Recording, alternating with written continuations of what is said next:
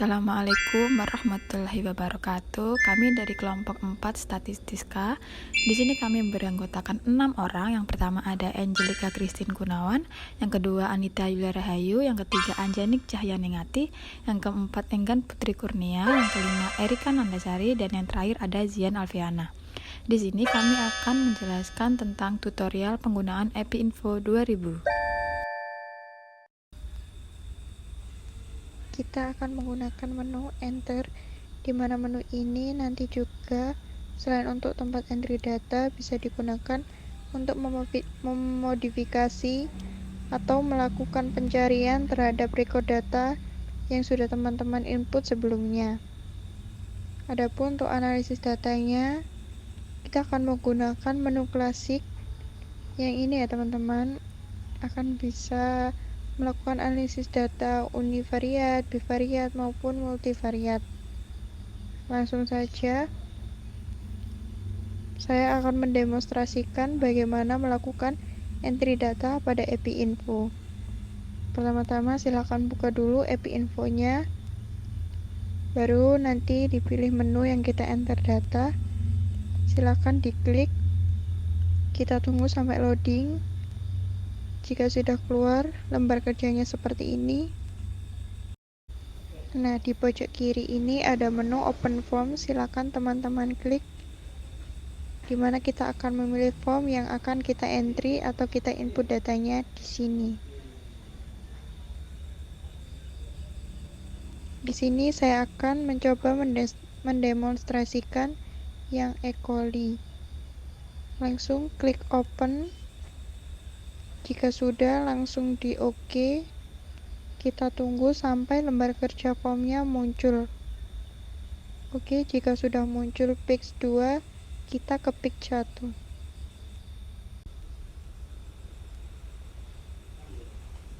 Nah, teman-teman, nanti di sini ada banyak menunya. Di enter data ini ada new recall.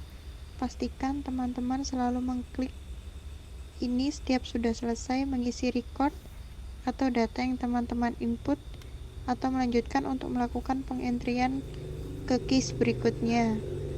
Ini ada tombol untuk melihat previous record, ataupun mau pergi ke first record atau the last record. Di sini pokoknya teman-teman bisa memainkan tombol-tombol ini. Nanti kalau misalnya pada saat entry data mungkin ada yang masih perlu diedit.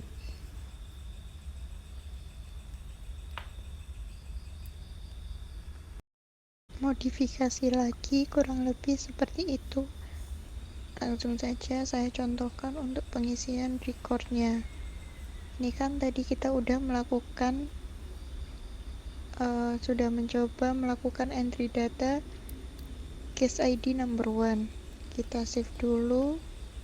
Nah, kalau sudah nanti tombol save-nya auto aktif seperti ini. Nah, baru kita lanjut ke case ID yang kedua. Klik OK. Kita ke pix 1 dulu. Nah, kita akan mengisi case ID yang kedua. Date of interview-nya dibikin tanggal 1 atau 2. Kita isi, saya contohkan Asri. Last name-nya mungkin bisa diisi.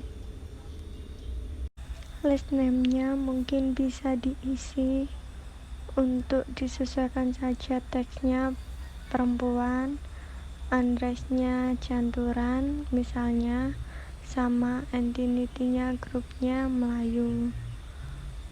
Phone number-nya diisi. Silakan nanti kalau untuk datanya menyesuaikan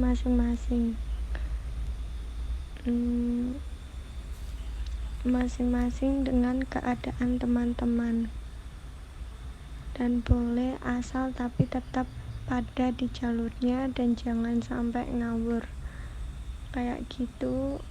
Oke, sudah. Kita isinya ini mungkin tanda dan gejala yang dicentang itu sakit kepala, demam, diare berdarah, hilang nafsu makan. Nah, kita pilih yes. Look hospitalis yes. Untuk antibiotik Untuk hospital kita no ya, untuk antibiotik kita yes, Fazenda no. Lanjut ke back to, mungkin bisa indigentang.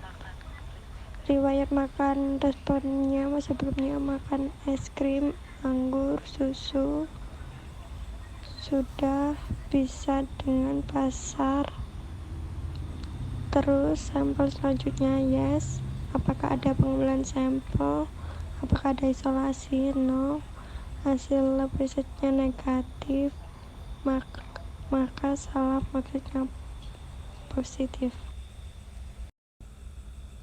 Nah, kalau udah tinggal di save begitu seterusnya sampai nanti teman-teman melakukan pengantrian sebanyak 100 sampel untuk yang kuesioner kondok. Nah, itu untuk entry data.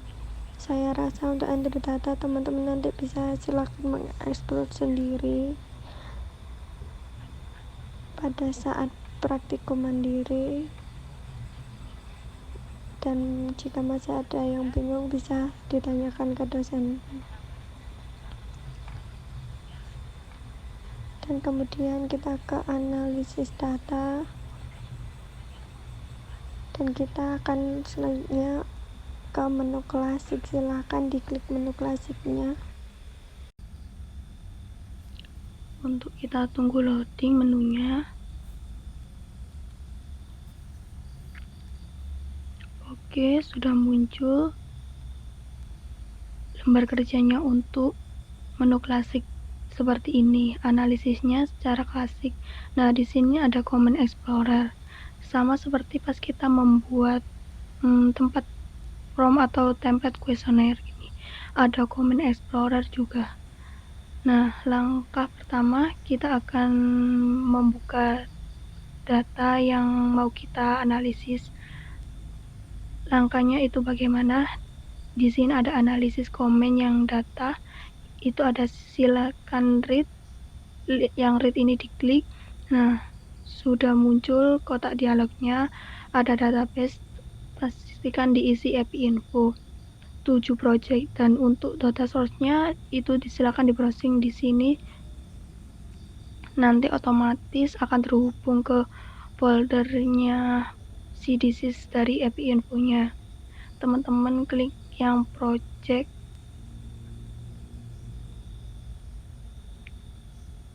Nah, untuk project sudah muncul, baru dipilih lagi yang sampel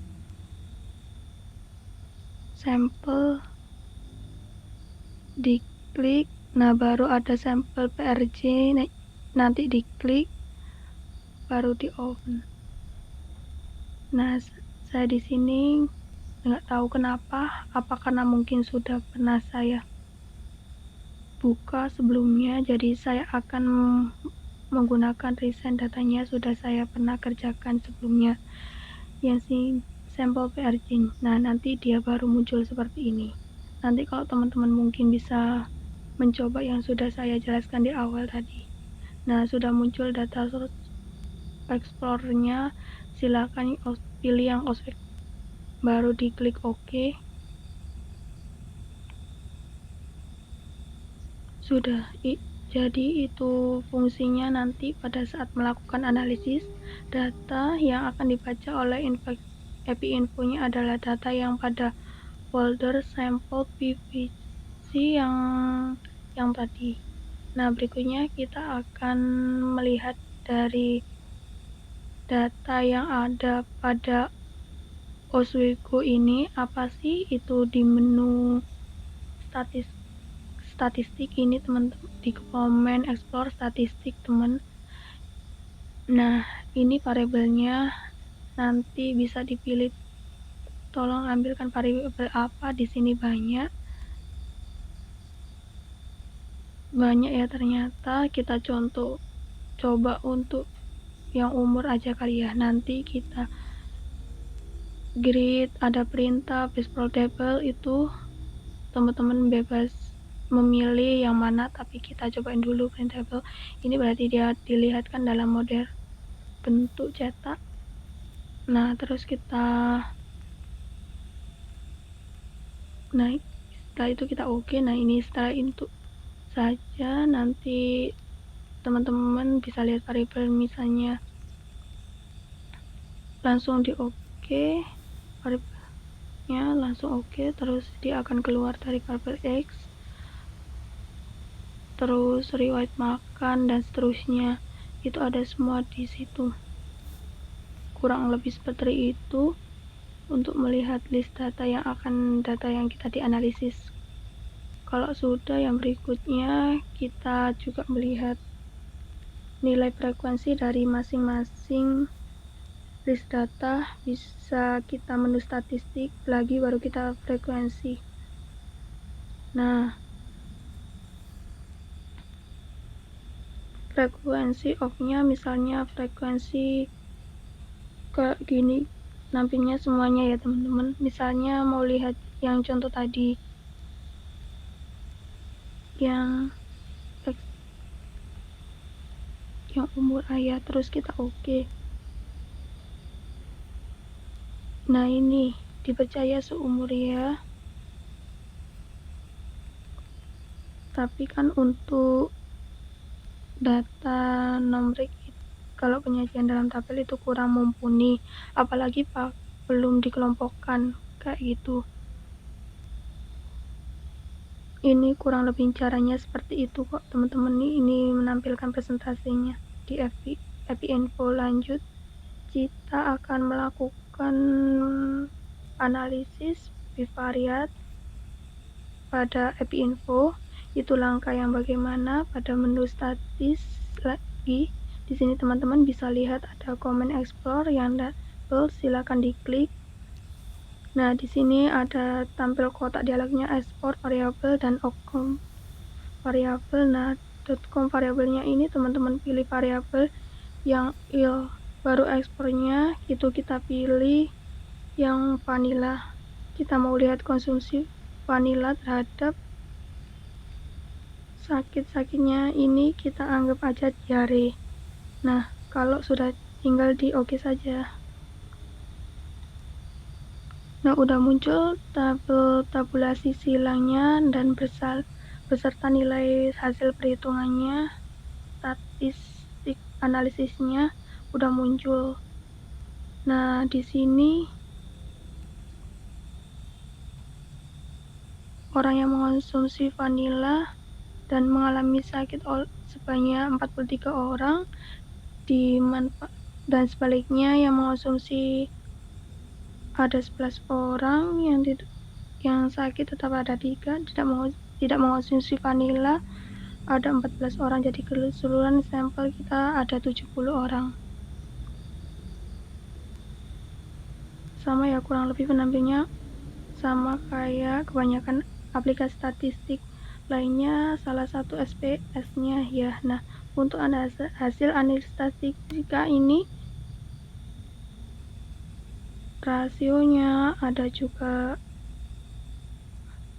risk rasio, tergantung nanti kita pada hasil penelitian teman-teman gunakan. Misalnya nanti teman-teman mau mengandaikan ini penelitian cross-sectional, yang kita mengandaikan ini sebagai penelitian cross-sectional saja, besar risk rasionya yaitu ini, point estimate-nya sekitar 5,571, di mana nilai confidence interval-nya 1,9 sampai 16, sekian. Adapun untuk hasil KR-nya, analisis bivariat ini di sini menggunakan Kakisware. Ini ada statistical text kicauan, korektif mental, Hansel, korektor, ada bahkan ada suci F sir atau saatnya sebagai hujah. Alternatifnya juga dibaca mana sih mbak, itu kan banyak guys. Karena itu silahkan nanti teman-teman melakukan pembacaannya di chi-square corrected. Yes, hai, I am nanti dilihat karena melakukan pengujian kita dua arah atau satu arah ya. Di sini dianggap dua arah, dan ini nilai value-nya tuh yang ini 0,000729. Nah, Ini ada kisar mental Hangul di sini, sedikit info untuk teman-teman kapan kita akan melakukan kapan kita menggunakan uji mental Hangul ini tuh. Mentalizer ini biasanya digunakan untuk analisis stratifikasi dia. Selain itu juga bisa digunakan pada saat melakukan analisis multivariat, di mana nanti dia akan berusaha mengendalikan efek dari variabel perancu atau variabel pengganggu. Ini dengan cara mengelompokkan sampel menjadi kelompok yang memiliki kategori variabel perancu yang sama, kurang lebih seperti itu untuk yang Kaiser mental Hangul ini. Itu saja untuk catatan penting dari hasil analisis statistik menggunakan EpiInfo ini yang bivariat dulu ya. Nah, kemudian teman-teman bisa lanjut menggunakan analisis multivariat juga.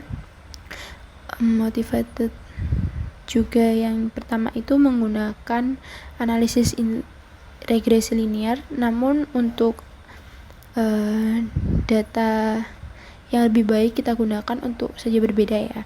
Di sini saya akan mencontohkan data yang akan kita gunakan itu yang baby blood pressure. Jadi dirinya di data klik lagi kita akan mengunduh yang baby bliss, terus diklik OK. Nah, kalau sudah, teman-teman pada menu Advanced Statistics ini ada linear regression. Nah, ini sudah di-read ya data yang di Play Store, adapun berita itu hanya desain untuk yang linear regression. Nah, ini dia pada outcome variabelnya kita pilih yang systolic blood. Ada variabelnya dipilih X in days. Nah, kalau sudah nanti langsung diklik OK saja. Nah, sudah muncul ya hasil linear regressionnya, koefisiennya, korelasinya yang ini, terus value-nya itu yang 0,0001 ini ya. Jadi nanti silahkan untuk pembacaan interpretasinya mungkin sama seperti yang sudah dijelaskan sebelumnya pada praktikum sebelumnya. Ini sudah untuk analisis regresi linear. Berikutnya kita akan coba yang analisis regresi logistik. Kita akan melakukan pembacaan pada September maksudnya data yang berbeda lagi. Kita menggunakan data yang swag lagi. Diklik yang Oswego terus klik OK. Oke, sudah di-route lagi data yang Oswego. Mari kita lanjutkan ke advanced statistiknya. Pilih yang logistik, regression. Variabelnya kita pilih yang il. Ada variabel yang bebas di situ di buku modul, disuruh pilih brown bread. Terus berikutnya ada cake basil, ada watermelon sama coklat watermelon. Saya tidak menemukan watermelon coklat saja ya. Baru ada vanilla, itu coba pakai. Klik OK. Nah, sudah muncul ya hasil analisis logistik regressionnya ini beserta nilai rasionya ini. Masing-masing variabelnya yang berbeda serta nilai filenya sudah ada 95C. Rentang juga sudah ada di sini. Oke. Kurang lebih seperti itu untuk melakukan analisis multivariat baik regresi linear maupun regresi logistik. Berikutnya untuk hasilnya ini teman-teman bisa pindahkan ke dalam dummy table yang informatif tentunya untuk penyajian di laporan. Nah, saya lupa tadi terlewatkan, kita juga melakukan analisis rata-rata menggunakan menu statistik di sini ya. Tapi kita akan baca data yang tentunya data yang numerik ya. Kalau untuk rata-rata itu caranya bagaimana, teman-teman klik min, terus pilih yang main of my yang mana untuk swag goyang X, baru diklik OK. Nah, ini untuk penampilan rata-rata min varian standar deviasi nilai min. Maksudnya juga sudah ada semua. Untuk deskripsi analisis univariat yang data numerik bisa juga lewat menu statistik di API Info ini, kurang lebih seperti itu. Nah, nanti untuk pelaporannya silakan teman-teman pindahkan hasil analisis ke dalam demi tabel informatif seperti ini. Saya rasa tidak perlu dijelaskan lagi.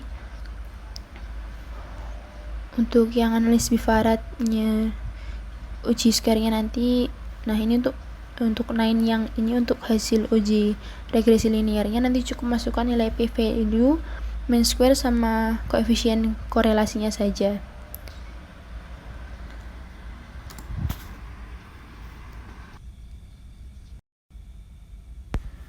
Variabelnya nanti tergantung, disesuaikan dengan form yang teman-teman buat. Baru untuk yang hasil regresi logistiknya cukup masukkan nilai O-rasionya, nilai confidence interval, dan p-value-nya. Kurang lebih seperti itu. Sekian video tutorial dari kelompok kami, kurang lebihnya mohon maaf. Terima kasih atas perhatiannya. Wassalamualaikum warahmatullahi wabarakatuh.